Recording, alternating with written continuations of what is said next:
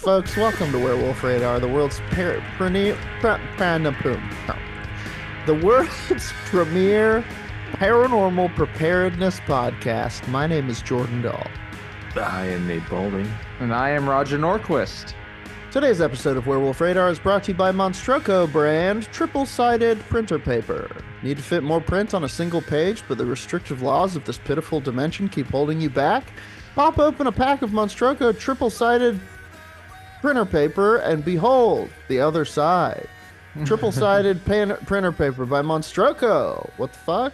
I like it. As someone who's always looking for better ways to print the menus at my work, I could use a third side, a secret side, something to hide the deals maybe, or the special cartridges, you know? Secret menu. Yeah.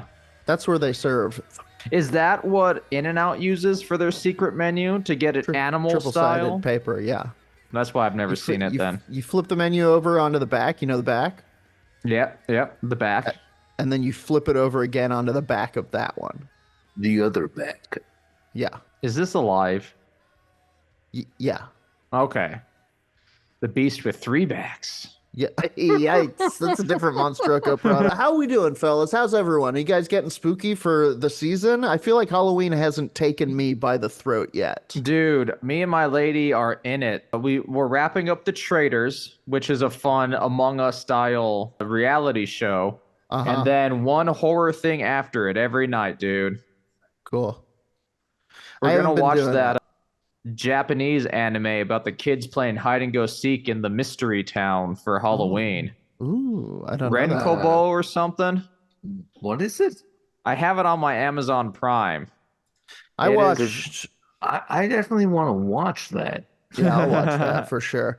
I watched Hold Your Breath, which is kind of a Babadook from the 1930s in the Dust Bowl. Hold Your Breath, 1930s Dust Bowl. I hear good things happened.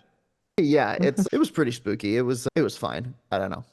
That I think is a nice spot of American history full for the ability of legends and shit, you know? Like it's ripe for that type of horror. Yeah, you should check it out. It's a good watch. It is the Babadook. But is it better than Babadook? No, Babadook is great.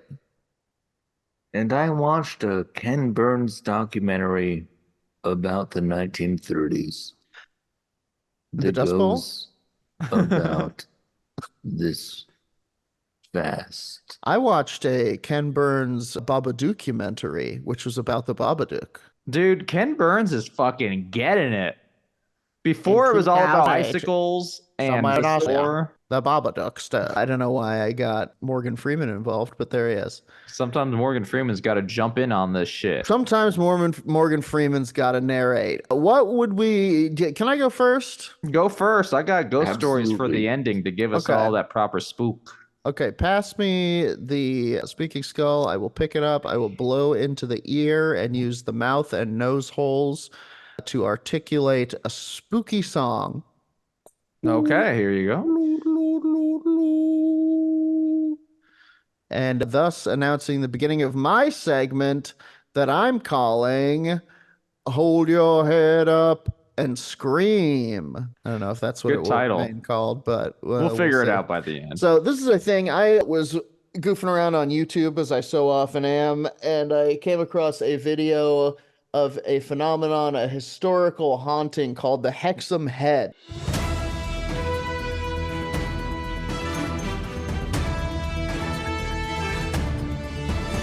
So have you ever heard about the Hexham Heads? It sounds familiar, but I can't tell you a single thing about it other than I hope it involves head. Okay. All right. That's a good place to start. I meant heads. Sorry. Right. Don't get your hopes up. Don't get your heads up. But it does involve werewolves. So this is a big ping on the radar, but it happened almost 50 years ago. So more than 50 years ago, in fact, 53. To this day that the listener's listening to? Yeah. Regardless of what day it is, this very day.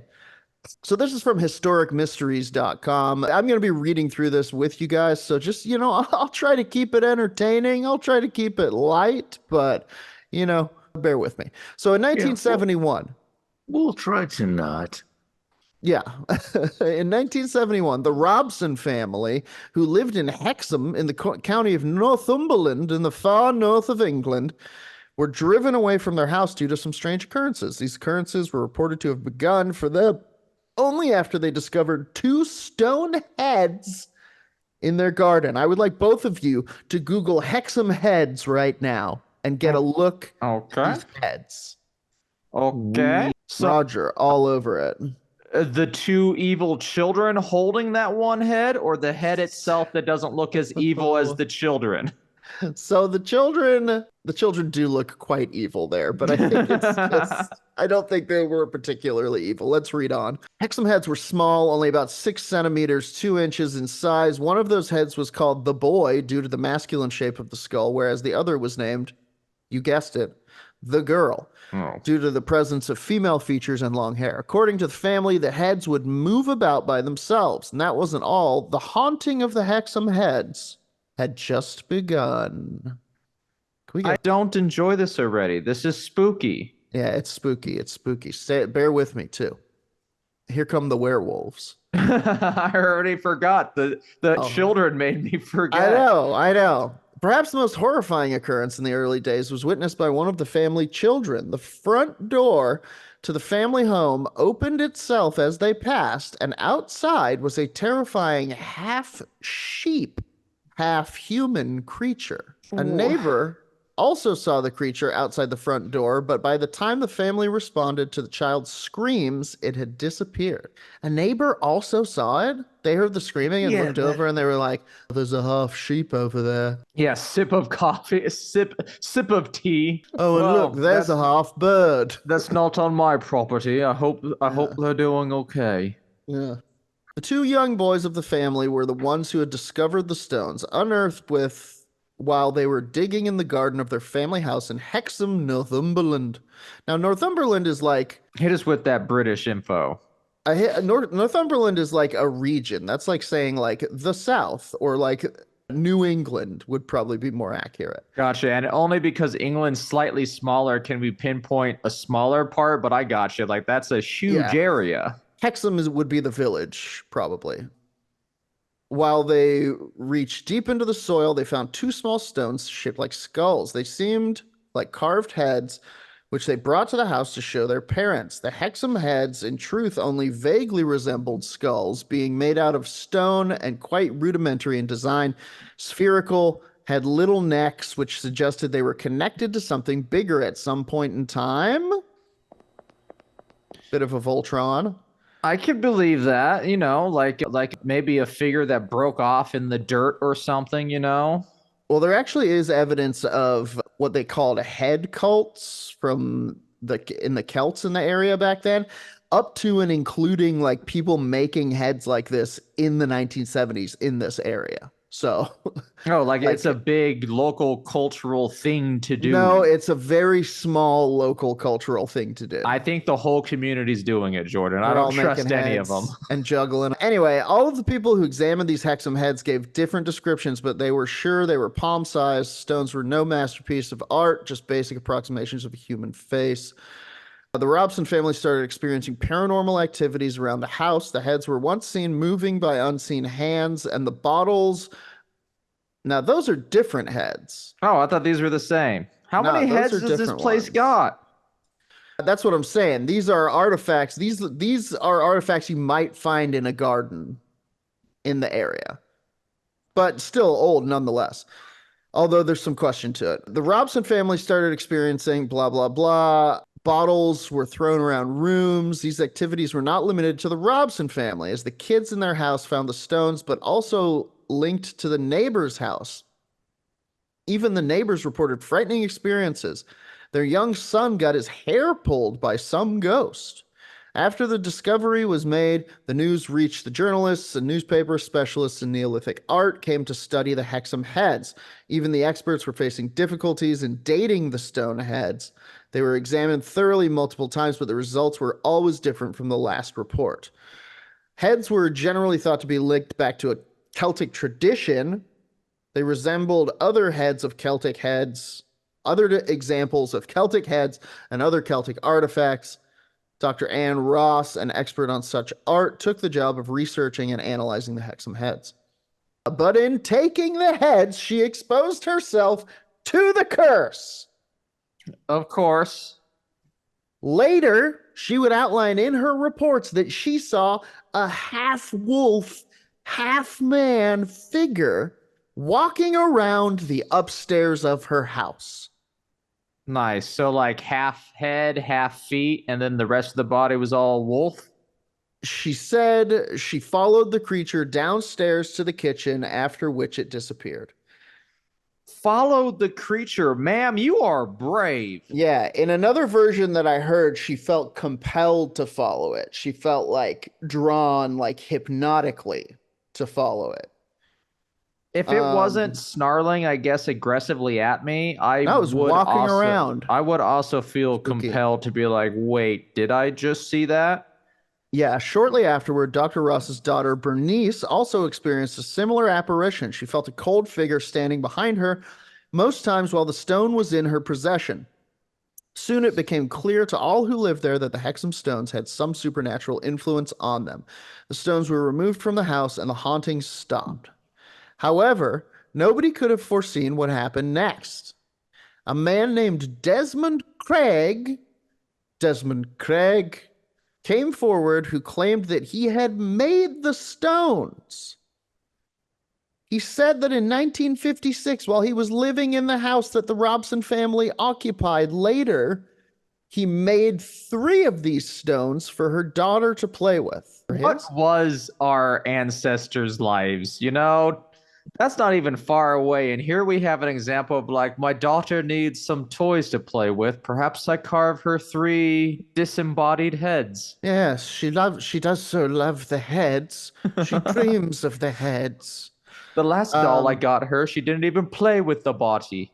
She took the head right off and attached it to other heads to make sort of she called it a center head. It was terrifying. 3rd of those stones were lost, while the 2 remained. He said he used local water, sand, and stone to craft the faces, but Craig's claims were not just accepted right away. He was asked to replicate the methods. This he duly did, but his replicas were far cruder. That was the picture that you showed. That was that one. Let me bring that one back up. Than what he claimed to have created 16 years back. Right. To add more complexity to the story, Professor Dearman from the University of Newcastle claimed that the Hexham Heads were molded artificially, even though they were made from solid rock. So these are the second heads. Bam! Yeah, those are worse. And I spotted it right away, and I'm no archaeologist. I mean, didn't you go on digs and stuff? Aren't you the closest thing to an archaeologist that we have? Yes, I suppose that's true. Yeah, you're actually like almost a trained archaeologist. I'm what they called a shovel bum. The most important person on that? The guy who knows which end of the shovel makes the holes happen. That was the extent of my knowledge. One time I smashed a giant artifact in half when I was digging it. It sucked. Anyway, I could see. But I mean, at least they knew. They could. That's what glue is for, Jordan. We found the whole thing. Anyway, several researchers have spent their time with the Hexham Heads over the years. Finally, the heads fell into the possession of Southampton University. They were then passed on to a psychic in the year 1978. After that, the stones were lost. There is no present record of the location or guardian of those stone heads. Just lost? Like my mother's clown doll that turned its head at me? Just kind of, they went somewhere? It's gone. Perhaps the clown doll and the stones are together somewhere. I hope so. Making love to each other. Ugh. I'm going to Google, where did the Hexham Heads go? Following that, there's a theory that the stones were linked to Nordic mythology, specifically the monster known as the Wolver. This half-human wolfman closely matched the descriptions offered by Dr. Ross and her family. The Wolver in mythology was a powerful spirit, but was benevolent towards all humans until they provoked him. I mean, that does kind of describe what happened, because it didn't seem to be attacking them. It wanted them to follow. Yeah, I have some locations and what happened.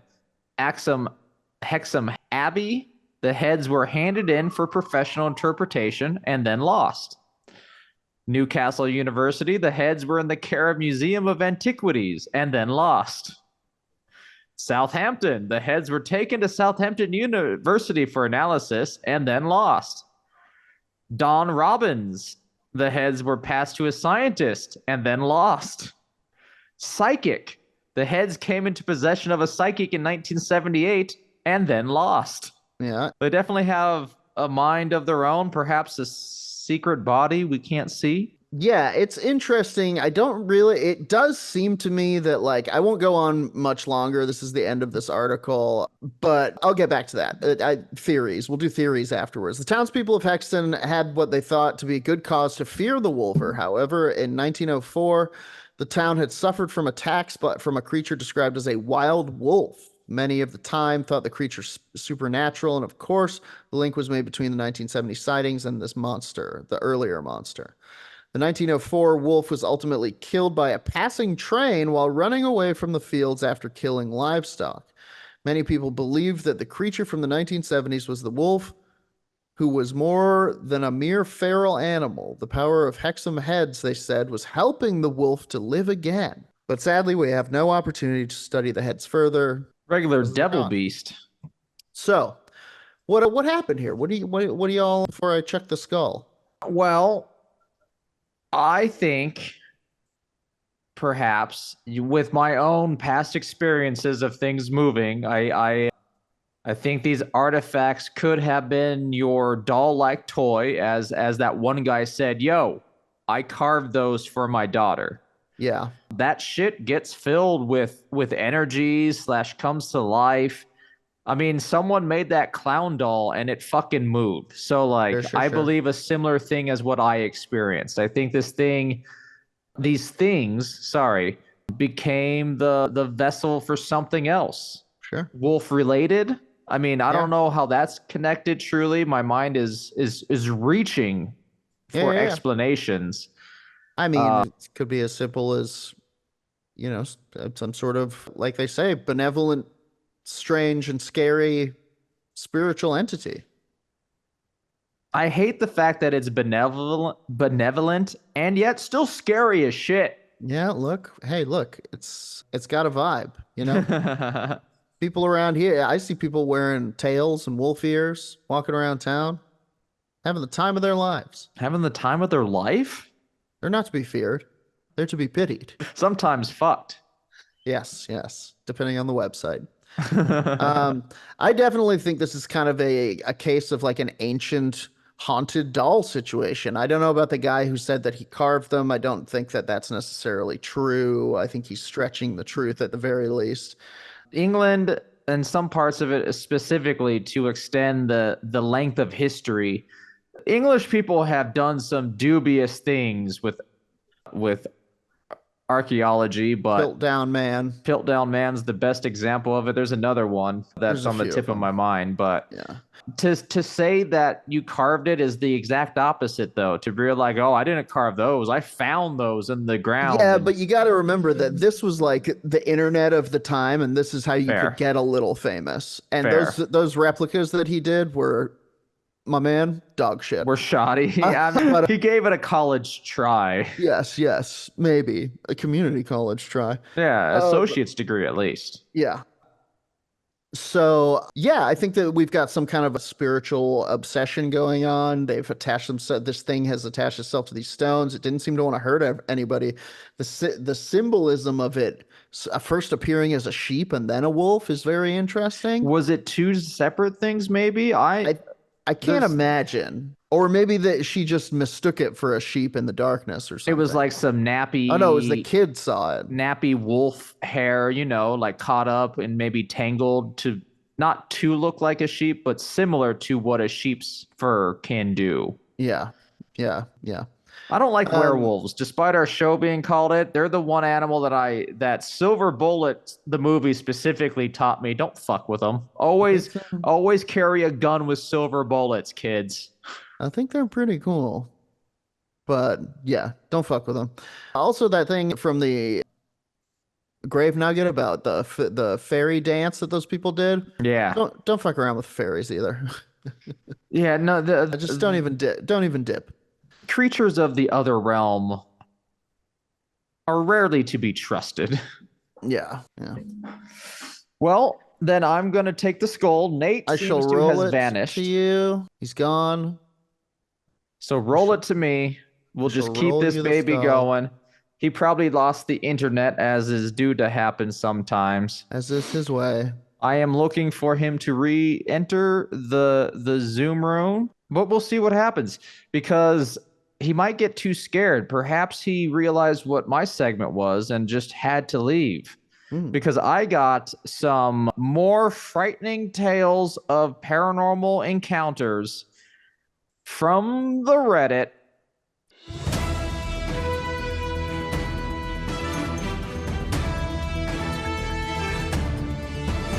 In my segment, from the Reddit.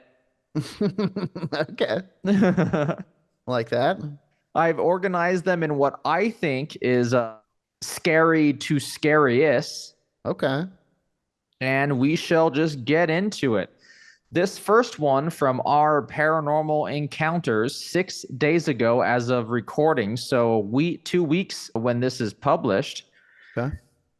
By one Toxicated Jazzy with 3 Z's. Ooh. I assume he did do jazz hands. You know, the 3 Z's kind of demands it. And it is titled Encounter with a Faceless Ghost Near a Haunted Railway Track. Yikes. Need answers or some Dude. similar experiences, please. Yeah, you do. To start, this is their words. I'm definitely sure that the paranormal exists after my experience. There's an old railway track about 300 meters from my house. It's still active, and growing up, a lot of neighbors and I witnessed several people being hit by trains. Most of them were, unfortunately, unalivings of themselves. When I was 18, I came home from a party around 2 a.m. My house is at the corner, and from there, you can see a street light and then just darkness. And that's where the tracks are. Spooky. I had come home late many times before, nothing ever happened. As usual, this night, I parked my two-wheeler, which is an adorable way to say motorcycle. Yeah, that's got to be Canadian or something. Right? Yeah, this is Canadian or British. This ain't no of good old American English. As usual, I parked my two-wheeler and opened the main gate to bring it inside. To my surprise, I saw a faceless lady in full white clothing. Yikes. I tried to focus on her face, but I could see nothing. She was standing near the streetlight about 100 meters away. I panicked and quickly moved my vehicle inside. When I turned around to lock the gate, she was only 10 meters away, still faceless. Frightful. Her figure was plain white and wavering in front of me. I ran inside in a sweat and woke my dad, who told me to pee and sprinkle some on my head to make myself unpure. Oh. Yeah, that's a new one for me. Makes sense, though. I was so scared, I had already wet my pants. Isn't that lucky? And I had a fever for the next 4 days before things went back to normal. Whoa, yikes. I'm 100% certain that what I saw was not human. I saw a ghost floating inches above the ground, and I'll never forget the faceless figure. I've researched a lot about them, but I haven't found much. Can anyone explain or share similar experiences? P.S. I know it was a female because of her body structure. No one, this is 6 days ago, so no one's really had a chance to get to it. One of the comments is 100 meters away, still pretty far. To make out a person's face. I could see being so scared that in the moment, the shadows, like, just send you into, like... It's a football field away. Yeah. Another person says, thank you for sharing your story. If you remember the date, maybe you can search back local records and see if one of the train deaths was a female on a particular date. That's a very clever and macabre thing to do, but that's exactly what libraries and courthouses are for. Mm-hmm. I have drank too much coffee and now it is entering my brain. Nice. Love that feeling. So why would then this next one is from Vermin BB, Vermin Vermin BB, BB, number one BB verm. and also in the Paranormal Encounters. Oh yeah, I got that coffee. Hi there. Probably have made a post on here before, but it's been a while. I'm no stranger to the paranormal. Lately, I've been having very puzzling encounters with a spirit. I moved to a new house in June and have had to admit the room I'm living in has some vibes to it, let's just say. I'm used to this stuff, and I like to think I don't get scared super easily. The paranormal is pretty well normal to me at this point. So it's been a long time since I felt the need to do this. But basically there are times when I go to sleep in my room and I feel the big light needs to be on. Versus a night light, I assume. Meaning my overhead light. That's what I'm gonna call it. The I'm gonna say to big Kylie, light. turn on the big light. Put on the big light. What happened recently really sent chills down my spine and left me with some questions. A couple of nights ago, I was in bed going to sleep. I was super relaxed, felt peaceful, and listening to some YouTube video essay to help me fall asleep. Hey, me too. All right. I mean, not me too, you know. I mean, maybe post what essay you're listening to, and maybe me too. Sure. I like video essays. I start to drift off and can't help but feel like I'm hearing a noise that isn't coming from my phone playing the video. I do ignore it because I just think it's background noise from the video. Then I start to hear a very clearly, in a very, very creepy man's voice say, "Go to sleep, go to sleep, go to sleep, go to sleep. Just go to sleep," over and over and over again. Spooky. I hear this right in my left ear. It causes me to jump out of shock and look around my room intensely. It left a really odd feeling within me.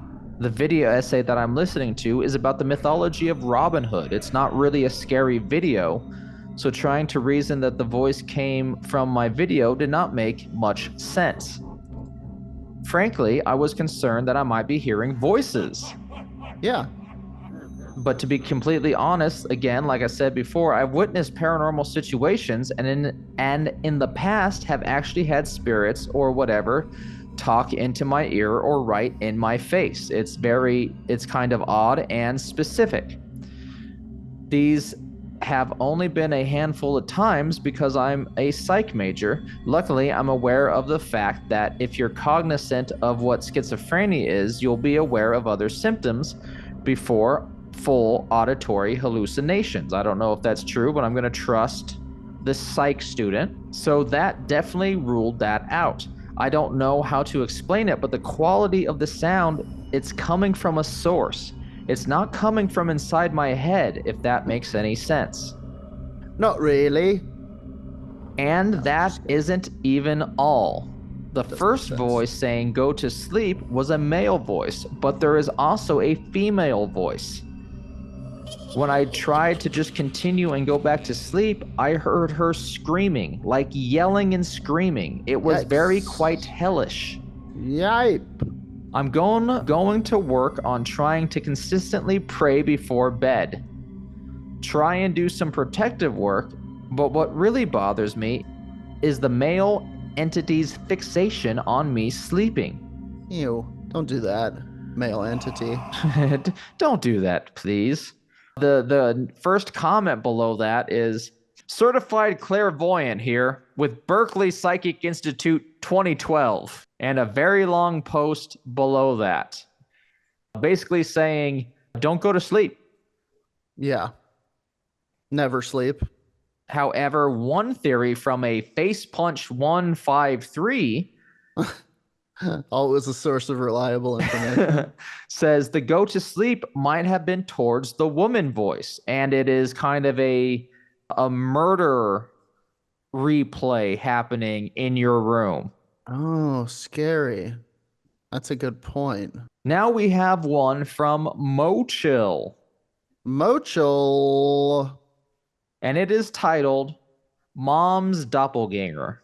A mommelganger. This happened in 2005. My dad was working far away, and there was only my mom and me. She said she was going to buy food and to open the door to nobody. So I kept watching TV. I was sitting in the ground, and not in the ground, on the ground, and had the door at my back. We had a no door there, you know, like a hole in the wall that would normally be for a door, but it's a nice archway shaped like a door or something, you know? A doorless entry like what I got to my kitchen.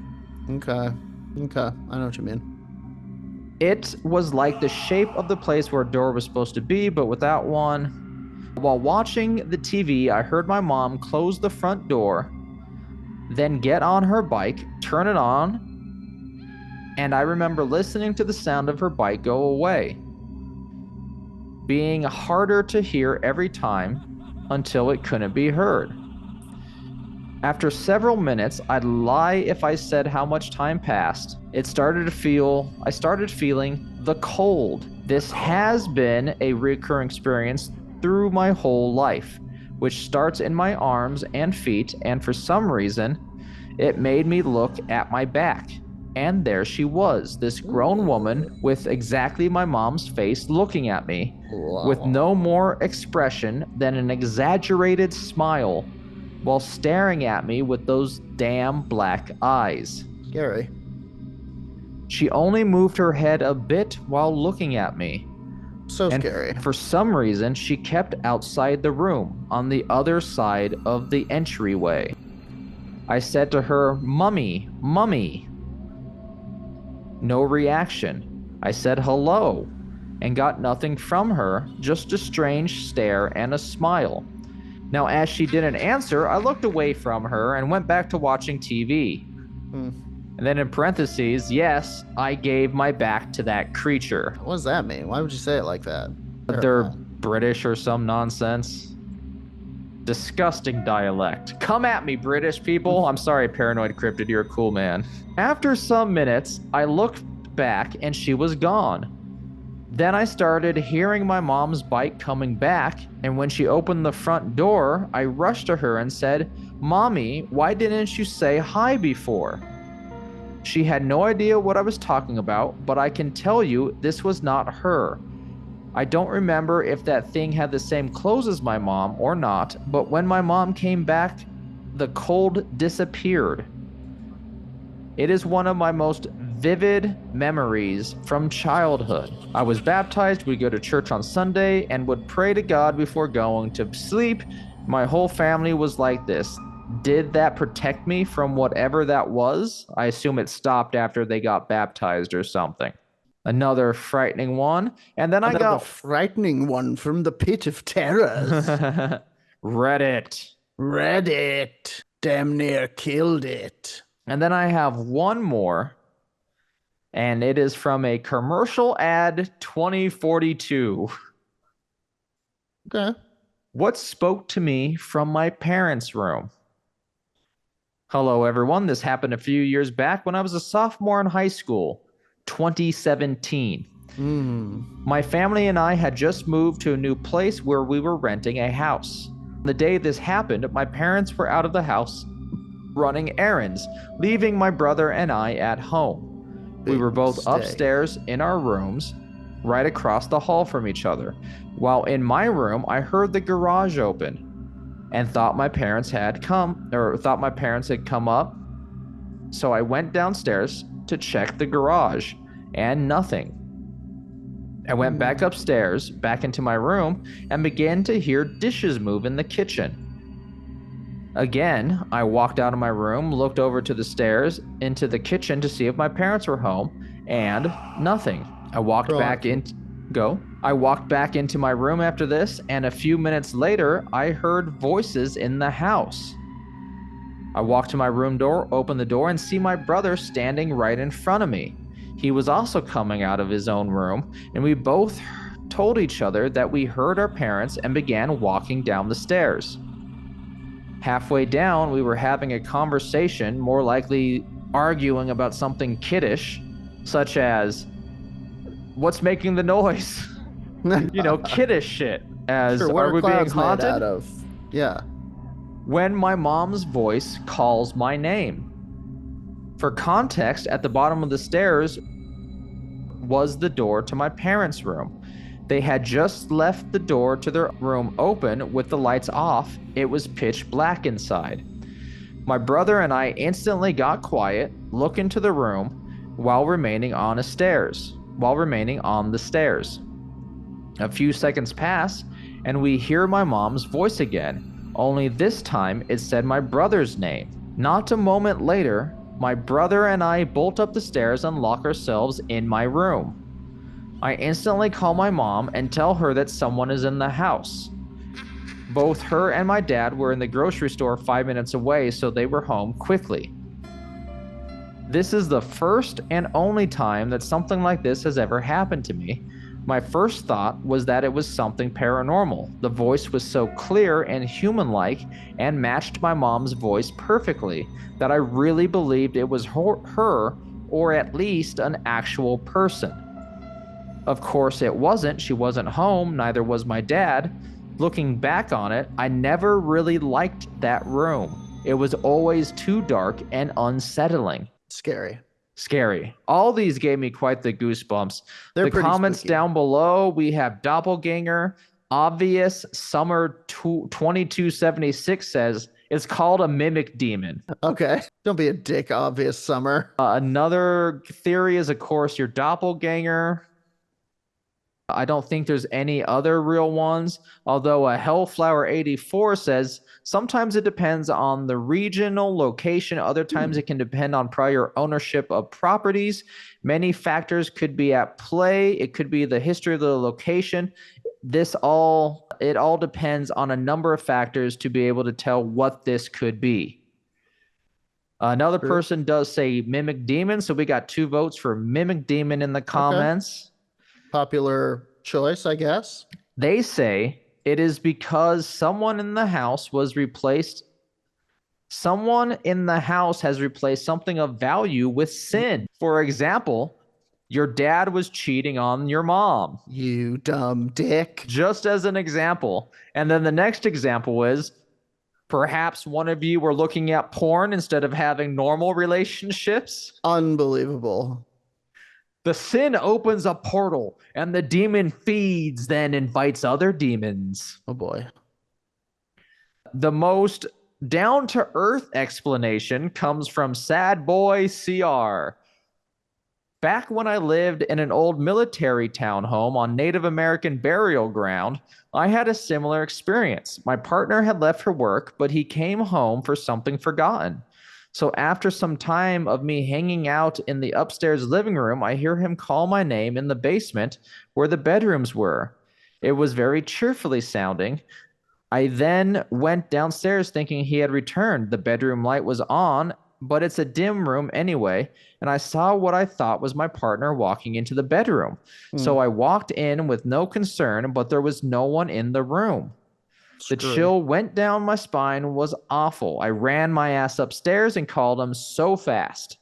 I had never had anything like that in my house, but I believe what I experienced was the same as what you experienced. Indeed. And this reminded me of your whole experience with your doppelganger brother. Yeah, for sure. This type of stuff has been coming up a lot lately. It's got me thinking about doppelgangers and what they're trying to pull off. Are they just trying to be ignored? So they're like, it's just mom. Then why are you standing in the doorway staring like a freak, you know? Yeah, that first one or second Just one be with cool, them normal. just staring. Yeah. Staring and smiling. Yeah. Doppelganger season. It's in the air, folks. So, be careful. Triple check your trick-or-treaters this year. And then that's going to wrap up this week's Ghost Story segment. And we got one more ahead of us. And then Halloween time will be over and we'll be safe for another Halloween time 11 will months. Be over for another 11 months. Well, until then the Christmas demons come for us, and then boy. the New Year's demons.